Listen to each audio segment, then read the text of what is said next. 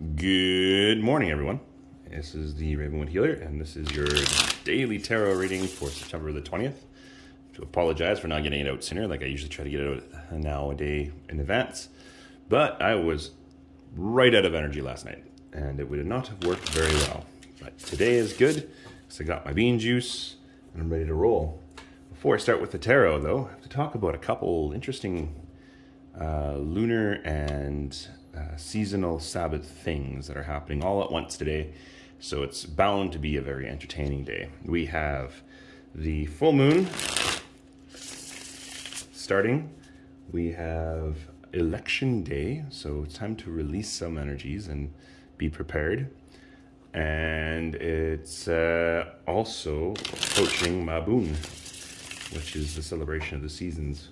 So 2021 is growing old in age, and it is starting to slowly die, and we shall see it go the way of the dinosaur. So perfect time for reflection and those wonderful autumn walks.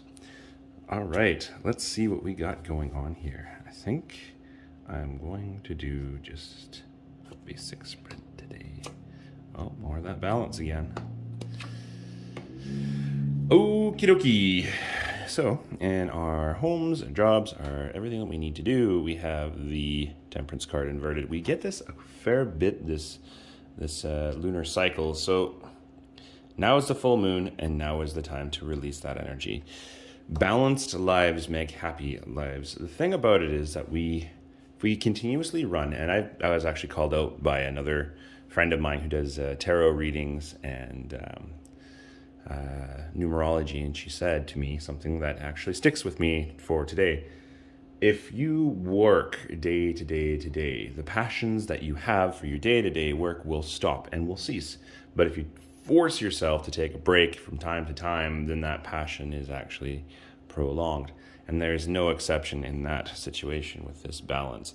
The reason why we must maintain our balance is so that when the bad times come, when trickery arises, we can actually buttress ourselves because we're mentally, physically, spiritually, emotionally strong. So in today, I have a job for you. Try and find a period in which you can take time out and go for a walk.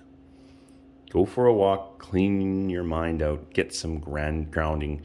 If you're in Edmonton, go in the river valley. If you're in Calgary, go down by the riverfront. Go have a nice walk and just enjoy this wonderful autumn air. And try and balance out your life with food, exercise, everything. Make your life your own. Working continuously on one thing, let it be leisure or let it be occupation or vocation, will end up just capsizing you. So take that time out. We have a lot of communication coming to us in regards to our work, and in regards to our money, in regards to our businesses, in regards to all that elements of stuff. We have some communications that are starting to gestate. I can start seeing some conflicts that are starting to arise because people aren't really listening. There's not really a lot of good synergy in business arrangements. So be prepared for that. And be prepared to tell the people in your business sphere to get stuffed if they need to get stuffed, and if you don't want them to get stuffed, tell them that you're thinking that business is not going the correct way. That's the key behind a successful business partnership. You have the ability right now to start generating some great wealth, some great growth. There's a lot of opportunity presenting itself in this card, but it also being in the house of air is the time to start talking, communicating, building, and fighting those battles that you should fight. Your passions are kind of a runaway freight train right now out in the universe. There's a lot of passionate energy out there, and that could be in the form of, well, sex, or it can be in the form of passions of things that you are doing, and it can be also refer to, I had it there and it just jumped out of my mind when I said sex for some reason. A lot of passions are coming to you. A lot of passions in regards to sex, work, environment, everything that we are doing. There's a lot of energy out there stirring those passions and stirring them in a very fiery way. We have the passion suit sitting in the passion house, and it's the Eight of Wands. this is going to feel overwhelming. All this energy flying at you at once, all this growth, all this development, all this passionate energy coming at you. Do not let it over encumber you. Enjoy this period, because everything changes in life. Enjoy the passions that are given to you. I have a warning for everybody today, and that is with the Knight of Swords sitting in the House of Cups. So if we take a look at all the suits as if they're kingdoms in and of themselves, energy-wise, the opposite of the Cups energy is the Swords energy. One's masculine, one's feminine. Same with the Wands and the Pentacles. Wands represent fire, and Pentacles represent earth. When fire gets too close to earth, it'll burn it. When air gets in too close to water, it causes turbulence. We are seeing the Knight of Swords. There's a lot of thoughts coming into our practices. There's a lot of negativity creeping into our intuitive abilities. Time to ground, time to cleanse, time to renew. Getting back to that walk in the forest, perhaps a meditation might be in order. Perhaps some good journaling might be in order. Perhaps staring at the night sky might be in order. Going for a run in the rain. Don't allow the mundane creep into the ethereal. Best way to put it is, if you go to your home, to your sacred space in your home, pretty sure it's going to smell like lavender and chives and cloves and all kinds of things that relate to your craft or to what you do in a sacred space. Go to a church, if you're a Christian, it smells like candles. When you go to an office, it generally smells like coffee, toner, paper, and cigarette smoke, right? If you had that coffee, toner, cigarette smoke in your sacred space, you would not be able to engage in your sacred practices. If you had that sacred smell in your office space, you would not be able to operate at the high efficiency that you have.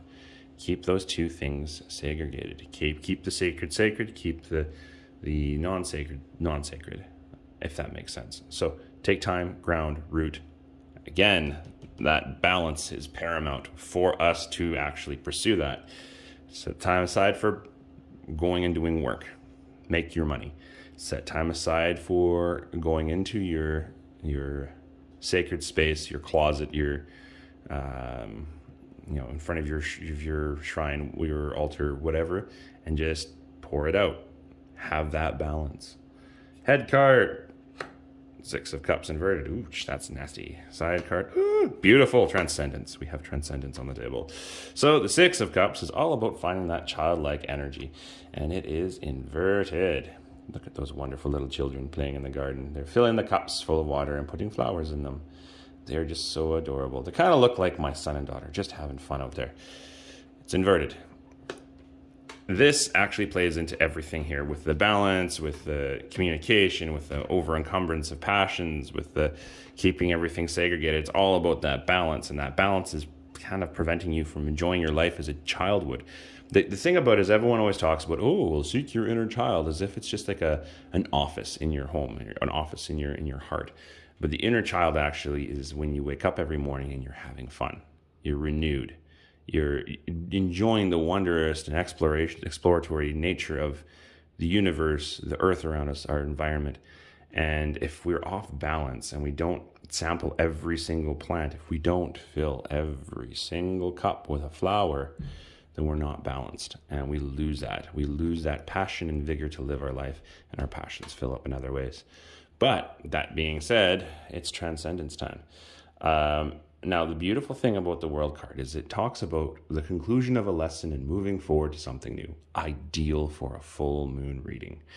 It's time for us to embrace the lessons we have learnt and recalibrate as a term, our lives, and move forward kind of in the direction that we ought to go. That was a very, very in-depth reading for today. Try to keep politics and divination segregated because of the whole balance thing, but I encourage you, if you want to go out to vote, go out and vote. I'm not going to tell you who to vote for, though. And enjoy the wonderful, wonderful autumn day. Like, subscribe, share, and we will see you tomorrow. Well, tonight for tomorrow. Goodbye.